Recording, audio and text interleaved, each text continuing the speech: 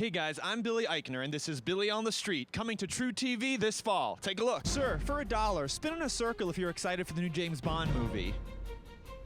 Keep spinning, keep spinning, keep spinning, keep spinning, keep spinning, keep spinning, keep spinning, keep spinning, keep spinning. There you go, take it, bye. Sir, Rob Lowe is back.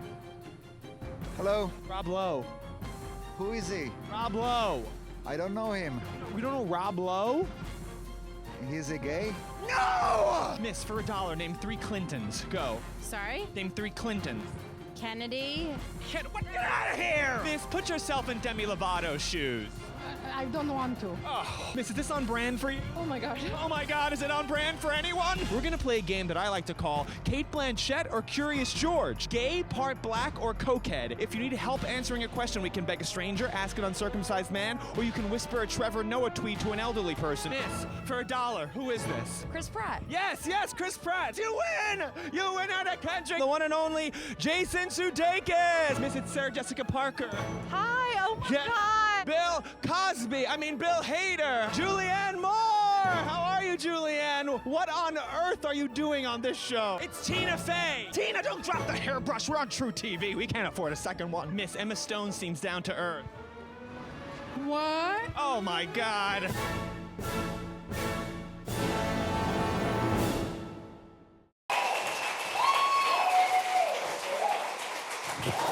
Thank you. Look how, Billy, thanks so much for being here. Thank you. Look how beautiful I look. Towering over the city. Yeah. Pretty incredible. Perfect hair and everything. Everything's perfect. Hey, guys. So, Billy, 4th season of the show, right? And you're moving from Fuse to TrueTV right now? Yes, that is what is happening. Yes. 4th season of the show, except for the years I did it on the internet before that. Yeah. I've been actually filmed a lot in this area where we're filming today, here in the Village near NYU. The first video I ever made was for my live show, the first Billy on the Street video, which I filmed in Washington Square Park in the summer of 2004. That is a long time ago. Did you have the character in 2004 when you first started doing it? Did you know when you were going to go out there that you were going to be doing this type of Billy character? Or was that something you developed over the course of time of doing these on the street, men on the street interviews? The kind of angry, irrationally urgent, passionate persona kind of evolved over time in my live show. I did this live talk show. It was basically my version of what Fallon would do, but no one was giving me a TV show at the time. So I just did it by myself, like in bars and in small theaters in New York and eventually Upright Citizens Brigade and things like that. So the persona developed on stage, and then one day I said to my friend who was helping me direct the show, I said, what if we took it outside? And I kind of shoved this persona in people's faces and made them deal with pop culture in this very urgent way that doesn't make any sense. And then when we decided to try to make it into a TV show, we added this very loose game show element to it. There are prizes. I give away $1, but it's a subjective game show sometimes. I mean, sometimes it's fact-based, like name 2 Clintons. That's an easy thing, and people just get frazzled and they can't do it, which is fun. And then some questions in the show are wholly subjective. So it's a game show, but you only win if I agree with your opinions about actors or singers or whatever I feel like talking about. And you're essentially in the game show category, right? If you're nominated for an Emmy, is that true? We were early on. Yeah, weirdly, I was nominated for a daytime Emmy for best game show host. What did This you is think a few about years that? ago, and I lost to the Cash Cab guy, who's such a major talent. What doesn't he bring to the table on that show? But now we're not really in that category anymore, because I think now that people really know the show, it's clear that it's a comedy show more than it is a game show. I mean, I was up against Steve Harvey for hosting Family Feud. So when you were nominated, was there a part of you that was like, oh, okay, they haven't seen the show, but they nominated us, so thank you? No, it was nice to be nominated at the time, although the daytime Emmys was the most depressing experience. Not because losing was the best part of it, because I got to leave. It was so boring. The real Emmys, like the primetime Emmys, that's fun. I mean, that's a fun thing to do with like real actors and things. But the daytime Emmys, I don't want to be anywhere where like, I was literally on the red carpet, and it was my first award show, so I was happy to be there. I don't want to seem ungrateful, but I am. But I don't want to be on any. I was talking to some reporter from like, it's not even like the real Entertainment Tonight goes to the daytime Emmys. It's like Canadian Entertainment Tonight. And you're talking to them, and then the reporter completely ignored me, and I see she's like looking behind me to see who's coming. There was like a big hubbub on the red carpet, and it was Kris Jenner. And I was like, I don't want to be anywhere where Kris Jenner is the biggest star. Like, I'd rather just stay home. So you left as soon as you didn't win the award? I left immediately. Yeah, I did. It was so boring. Dr. Oz was there. The whole thing made me feel weird. Although I did buy all the ingredients to make Dr. Oz's morning shake once. This is true. Why? I got into a phase in LA. There's nothing to do in LA, and I spend a lot of time in LA now, so I just watch a lot of TV, and I'll watch Dr. Oz at like 2 o'clock in the morning. That's like me decompressing. Do you watch The Doctors, too? What was that? Do you watch the spin-off, The Doctors, That's as too well? heady for me. That's too real. I like Dr. Oz, and I once bought all the ingredients to make his like green morning shake, but then I never made it. I threw out all the vegetables. Great story. So what's your process on the street? Are there people that you're looking for? What's your process? What are you afraid of getting? What are you happiest that you get? Billy on the Street is a huge example of not judging a book by its cover, because every time I think, oh, that person looks like they're going to have something funny to say, they don't. You know, they might look funny on the outside, but then they're shy, they don't want to talk. And then sometimes there are people, like I'll see some elderly person, and I'll think to myself, well, they're not going to be able to talk about Lady Gaga on American Horror Story. But it turns out, no, they just saw Lady Gaga on Good Morning America, and they have a ton to say about it. And so you really don't know. So we go out there, we pick a neighborhood to shoot in every day. I just start walking. I have no idea who I'm going to talk to. Unlike other shows, which I won't mention, Cash Cab, we don't pre-screen. We don't pre-screen our contestants. We don't cast them in advance. Whatever you see happening is what happened. So how long are you shooting on the street in a given day? Are you doing like a straight 8-10 hour shoot walking around? No. Because Man on the Streets, I've done them Man on the Streets before. Nothing like what you do. They're exhausting. It's the most exhausting thing I will ever do. It's the hardest thing I will ever do. So a fair amount of time sometimes is spent just being like, will this person talk to me? Will this person talk to me? Okay, we're gonna wait until someone will come and talk to us. It's difficult. Well, I don't wait, as you've seen.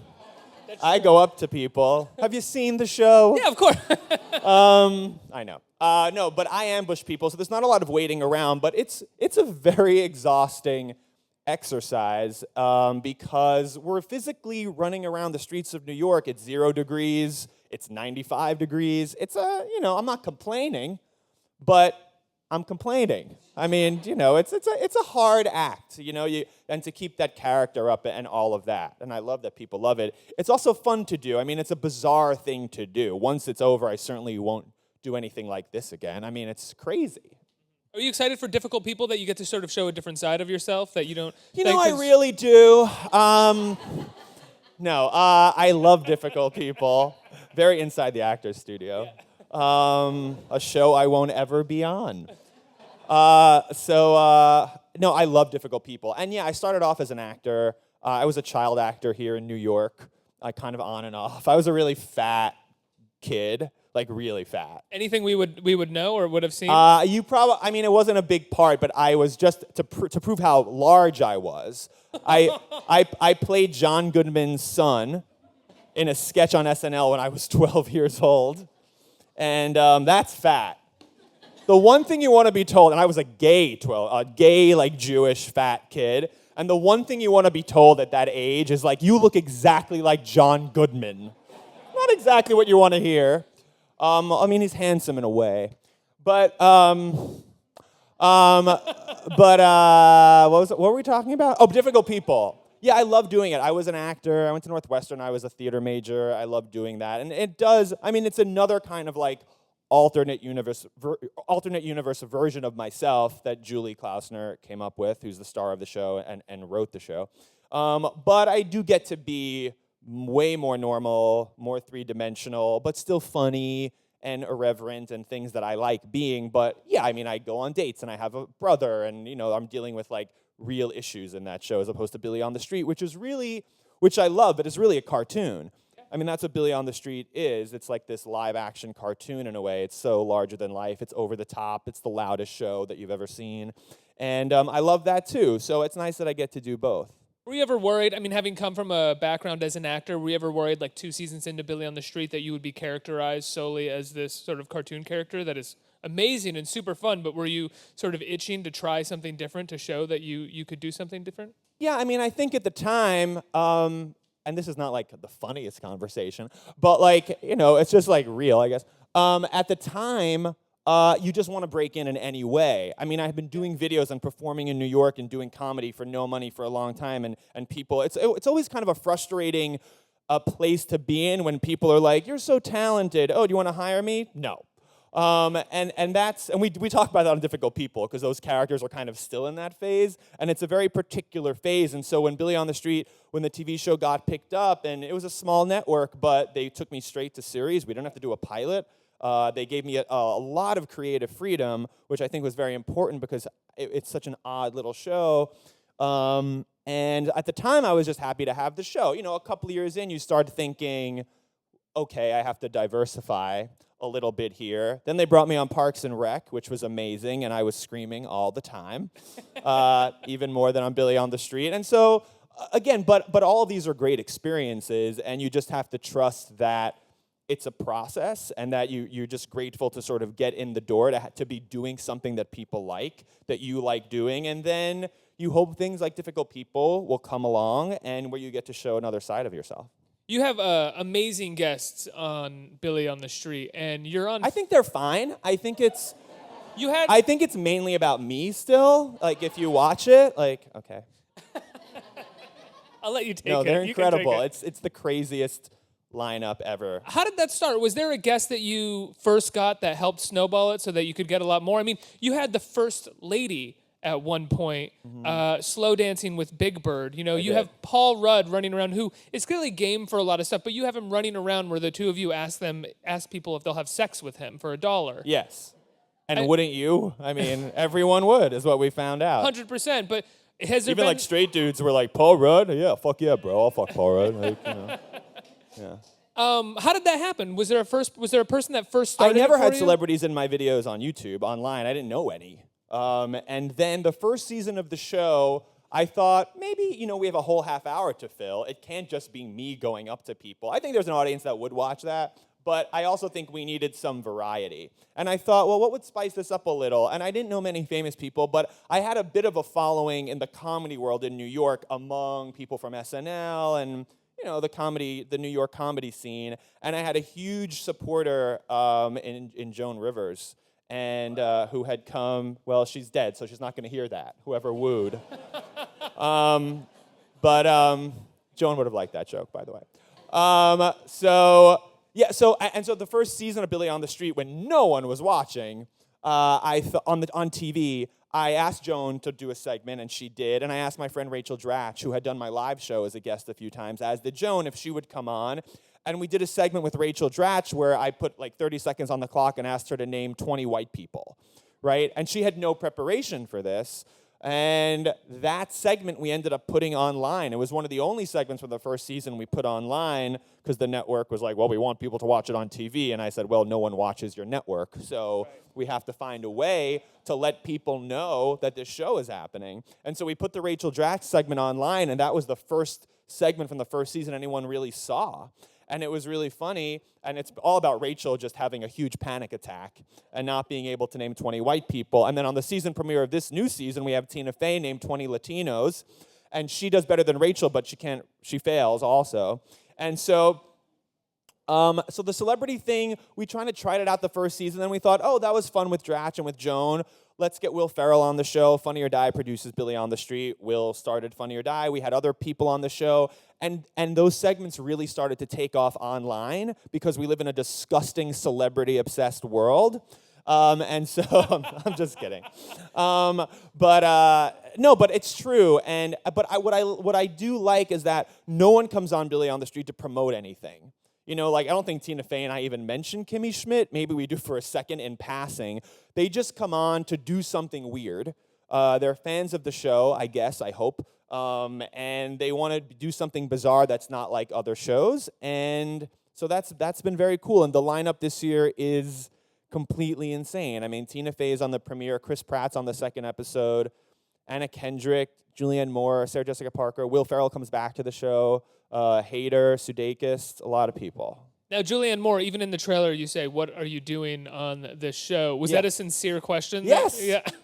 I mean, at that point, I knew she was doing the show. But still, and I got Julianne Moore. I DM'd her on Twitter. That's how you got her? That's right. You DM'd her on Twitter. That's right. Come on. Yeah, I DM'd her on Twitter because I knew I'd never met her before. And she had literally just won the Oscar, right? She's one of our great actresses, and she did follow me on Twitter. I knew that, but we'd never communicated, and I even thought it was weird she was following me on Twitter, but I thought, I don't know, maybe she saw a video and was like bored one day and was on her phone and decided to follow me. And then I thought, if I go through her publicist, there's no way her publicist is going to be like, we really think to follow up Still Alice, you should do Billy on the Street. And so I knew that we would get a no, and so I just went right to her, and I never thought she'd even write back, or maybe she'd write back 3 months later and say, oh, I'm so sorry, just seeing this, I'm really busy. She wrote back in less than an hour, and she said, yeah, I live in the Village, I love it, when do we do it, where do we do it? And it was great. That's unbelievable. Have you had people say no going through publicists? Have you invited a certain amount of people in? Because it sounds like the people that you're getting are almost people coming to you or coming on in a way that you're DMing them. I mean, They're it's fans. a mix. Now it's a mix. We have people at this point. I mean, I've been doing it a while. Like, I know some of these people, or I've heard through the grapevine they're a fan. I heard through the mutual friends that Sarah Jessica Parker really loved the show. So when we reached out to her, we know it's not like a cold ask. You know, we know we're talking to a fan of the show, and so, you know, that's how that happened. But of course, people say no, or the schedules don't work out. That's like any talk show. What do you do with Sarah Jessica Parker in this season? I fuck her. It's crazy. On the street. It's like actual sex in the city. It's pretty awesome. We were like, what's the most literal thing we can do? Well, I asked because it reminded me immediately of Deborah Messing, you gays, or you I gays, fuck her this Deborah season, too. Messing. Yeah. It's so awesome. That's the mystery of Laura right there. What was I going to... Sarah Jessica Parker, I don't want to give it away. You have to see it. We do something involving shoes, and then she really is a very genuine fan of the show, and so she was willing to go along with whatever I want to do. I think that's going to air later in the season. You know, we run around, we do the thing. One of my favorite bits that you've had is an argument that you get into with a woman over Denzel Washington. Oh yeah. I love that, but it also showcases that you're willing to kind of get into it with people a little bit. Has it ever gone too far? I mean, what does that mean? Unusable. You got Unusable? scared of the person. Well, everyone has to sign the release. So whether it goes too far or not, they have to sign a paper after I call some old woman some name or something. Some poor, like, 22-year-old PA has to go up to that woman and say, I'm so sorry. We need you to sign this piece of paper so that all of America can see that guy call you a name. And yeah, there was in one of the recent trailers, I think it ends with you calling some woman a bitch. Does it? Oh, yeah, Yeah. she deserved it, though. Kind of, yeah. She did. That's an interesting story. That woman, I was worried she wouldn't sign the release. She was genuinely angry at me. And then one of our producers kind of, explained to her what the nature of the show was, that it was a joke. And then she said that years ago she dated Andy Kaufman, so she understood. It's a true story. Did you want to bring your mic back? What was that? Did you want to bring your mic back and try to No, get I was just more? happy she was signing at that point. But I was like, only in New York is this woman oh, I get it. I dated Andy Kaufman 25 years ago. It's like, who are you, Carol Kane? I mean, what? But you never know. Yeah, so have I gone too far? I mean... Not you, that you've gone too far, but that... Someone got really mad? Someone got really, really upset, and maybe you'd even want to ask if Sometimes they would sign people the get release. upset, but it's never come to blows or anything like that. I think everyone always wants a story of this guy punched me, but it doesn't really happen. Do you have a favorite? A favorite clip?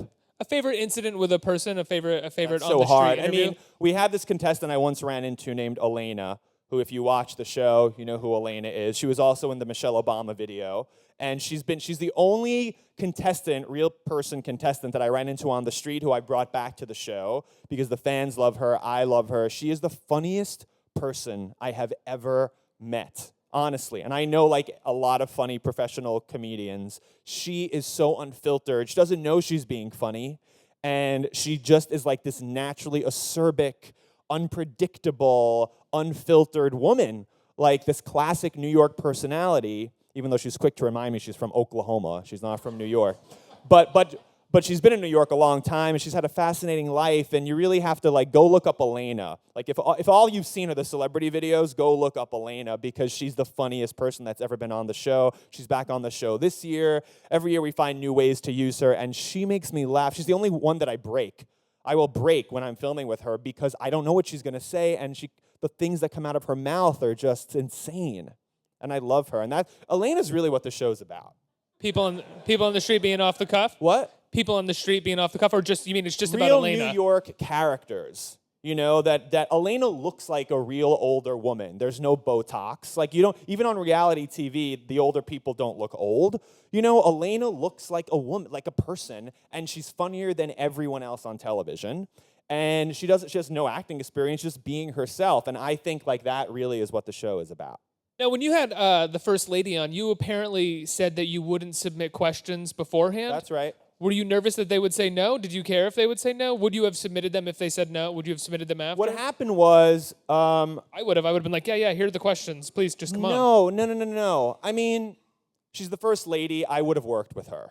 Yeah. But, you know, we would have found a common ground. But I explained to her team that it's about spontaneous answers. That even when we have famous people on the show, they don't know what I'm going to ask them, because you need to get that, you know, shocked response, or not even shock, just a real response. It can seem canned, it can seem scripted, right? And so and luckily for us, she was willing to go along with it. She was totally game, and the first thing she said to me when she came, we filmed in a supermarket in Washington, D.C., and the first thing she said to me before we started filming was, "Okay, I've been told I can't know anything, and I'm ready. I'm ready for whatever you want to do." And what I think had happened is we did submit a few sample questions in the style of the show, but no questions that we actually ended up using. And there were like 12 Secret Service people there. So there's one point when I was going to ask her, which I did, to push me in a shopping cart around the supermarket while I recited Gwyneth Paltrow's Oscar speech from Shakespeare in Love. That's what you do when you have Michelle Obama on your show. And which she did do. And she didn't know I was going to ask her to do that, but we did have to, before she got there, tell Secret Service. Because anytime we were going to ask her to move, they needed to know, or they were going to shoot me. Or worse, shoot Big Bird, who was also there. And that would have been terrible. And so we had to tell Secret Service, we're going to go over here, and she's going to push me in a cart if she's willing to do that. But she didn't know.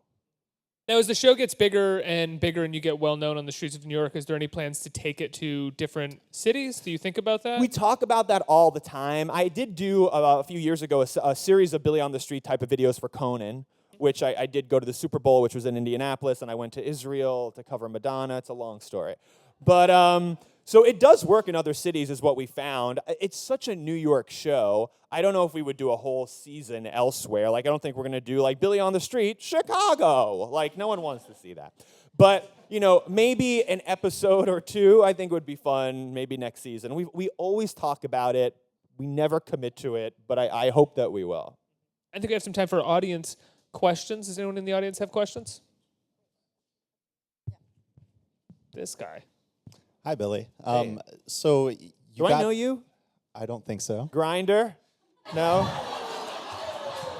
I'm kidding. You're not too far from the mark. I'm kidding. Anyways. I'm kidding. Sorry. So you've had surprising ease getting some really big celebrities, the First Lady. Who took like convincing and like please begging? That's a if good anybody? question. Most of the time we reach out to people knowing that they're fans, and what gets in the way is schedule. What won't sound like nauseatingly name-droppy? Well, we have been in a long talk with Rihanna. We found out that Rihanna's like a fan of the show, which would obviously be insane. Rihanna has a very busy life. So that has been, I've had some really funny talks with Rihanna's manager about having her do the show. And it's just hard, you know. Rihanna's all over the world at all times, and obviously we would all want that to happen. It almost happened this year. The logistics just didn't come together. Who has been really hard? Who did we have to beg? I'm trying to think. Who's been on the show? I really wanted Pink on the show. I'm a huge Pink fan. She kind of couldn't come to New York and be on the street, so we did a very rare indoor segment with her where she was rehearsing her tour on the Sony lot in LA, and she would do something there. And so I thought, what could we do that's special? And so she's known for all those like aerial gymnastics things.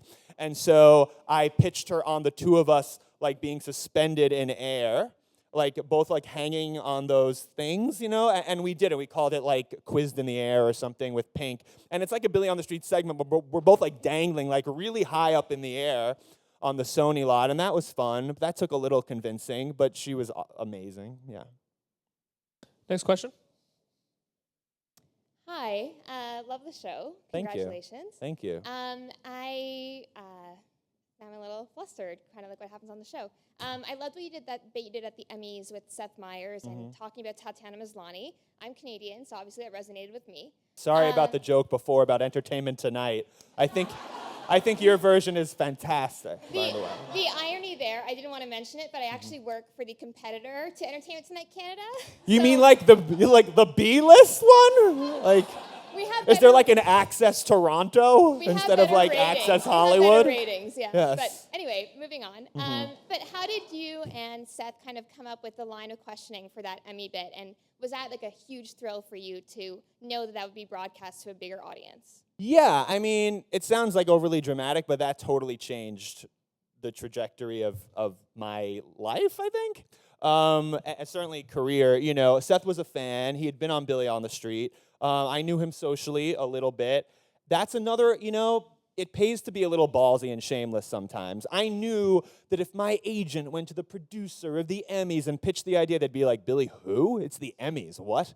And so I emailed Seth and his producer, Mike Shoemaker, who produces his show.